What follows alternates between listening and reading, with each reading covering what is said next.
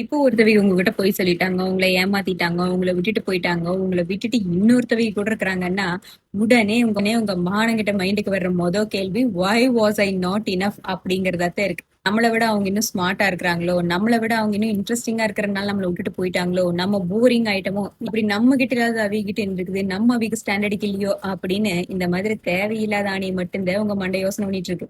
அவிகளும் ஒரு ஸ்டேஜ்ல உங்களை லவ் பண்ணுவீங்க. ஆனா இந்த பெயினை நீங்க மட்டும் டிசர்வ் பண்ணுவீங்கன்னு அவிக ஏன் நினைச்சாங்க அப்படிங்கிற கேள்வி மட்டும் யோசனை பண்ணி பாருங்க. அதே நேரத்துல உங்களை ஹர்ட் பண்ணுவீல நீங்க மிஸ் பண்ணலாம், தப்பில்ல. நீங்க திரும்பியே போக கூடாத ஒருத்தவிகளும் நீங்க லவ்வும் பண்ணலாம், அதுவும் தப்பில்ல. அவிகளை மிஸ் பண்ணுங்க, அதுவும் தப்பில்ல. அவிகளை மிஸ் பண்றதுனால நீங்க எடுத்த முடிவு தப்பு நல்லா ஆயிராது. உங்களுக்கு ரியல் ஃபீலிங்ஸ் இருந்துச்சுன்னு அர்த்தம், அவ்வளவுதான். நீங்க இப்ப அவிகளை மிஸ் பண்ணிட்டு சோகமா இருக்கிறீங்க, ஆனா அவிக இன்னொருத்தவங்க கூட சந்தோஷமா இருக்கிறாங்க.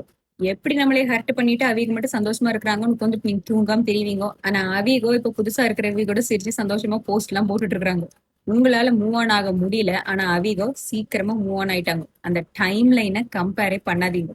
யாரு ஃபர்ஸ்டா ஹீல் ஆகி வெளியே வந்துட்டு சந்தோஷமா சுத்துறாங்கோ அப்படிங்கிறதுக்கு இந்த ஹீலிங் ஒன்னும் காம்படிஷன் கிடையாது. ஒரு ரிலேஷன்ஷிப்ல இருந்து வெளியே வந்ததுக்கு அப்புறம் ஒருத்தவங்க சீக்கிரமா ஹாப்பியா இருக்கிறாங்கன்னா அவங்க ஜெயிச்சிட்டாங்கன்னு அர்த்தம் கிடையாது. நீங்க அதை விட இன்னும் முக்கியமான ஒரு விஷயத்த பண்ணிட்டு இருக்கிறீங்கன்னு அர்த்தம். ஒரு பிட்ரேயலு உங்களை நீங்களே கொஸ்டின் பண்ற அளவுக்கு கொண்டு வந்து விட்டு வந்துருக்குது. அந்த பார்ட்ஸை நீங்க ஒண்ணு ரீபில்ட் பண்ணிட்டு இருக்கீங்க. அது எவ்வளவு முக்கியமான வேலை.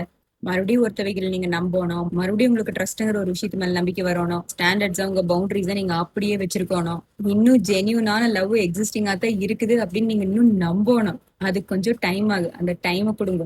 அவங்க உங்க கால் விழுந்து அப்பாலஜைஸ் பண்ணாத அது ஒரு க்ளோஷர் அப்படிங்கறது முதல்ல எதிர்பார்க்காதீங்க. இந்த மானே தேனே பொன்மானேன்னு போட்டு நான் ஒன்னும் உன்னை மிஸ் பண்ணிட்டு தான் இருக்கிறேன் அப்படின்னு எல்லாம் ஒரு அப்பாலஜி உங்ககிட்ட வந்தே சேராது. இது நம்மளை ஹர்ட் பண்ணுன்னு தெரிஞ்சுமே அவங்க நம்ம ஹர்ட் பண்ணிக்கிறாங்கோ அப்படிங்கறது முதல்ல ஒத்துக்குங்க. உங்களை லூஸ் பண்ணதை அவங்க ரெக்ரெட் பண்ணணும், அவங்க நியூ ரிலேஷன்ஷிப் ஃபெயில் ஆகணும், இந்த கர்மா அவங்க மேல ஆக்ட் பண்ணணும், இப்படி அவங்களை ஏதோ ஒரு விதத்துல பனிஷ் பண்ணாதான் அதுல இருந்து உங்களுக்கு ஒரு பீஸ் வரு அப்படிங்கிற எண்ணத்தை முதல்ல நிறுத்திருங்க.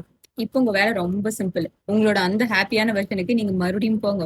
இவ்வளவு நாள் கூப்பிடாம இருந்த ஃப்ரெண்ட்ஸை கூப்பிடுங்க, அந்த போகாத இடத்துக்கு போங்க, போடாம பொத்தி பொத்தி வச்சிருக்கிற ட்ரெஸ்ஸஸ் எடுத்து போடுங்க. ரொம்ப முக்கியமா இன்னொருத்தவங்க உங்களை அதே மாதிரி லவ் பண்ணணும்னு ஒருத்தவங்க வருவாங்க அப்படின்னு தேடிட்டே இருக்காதுங்க. அப்புறம் இந்த திடீர்னு ஒரு நாள் நீங்க அவங்க ப்ரொஃபைல செக் பண்றது நிறுத்துவீங்க. அவங்க இந்நேரம் யார் கூட இருப்பாங்களோ எப்படி இருப்பாங்களோ அப்படிங்கிற யோசனையை நிறுத்திருப்பீங்க. வேற யாராச்சும் அவங்க பேரை சொல்லும் போதுமே நீங்க அமைதியா இருப்பீங்க.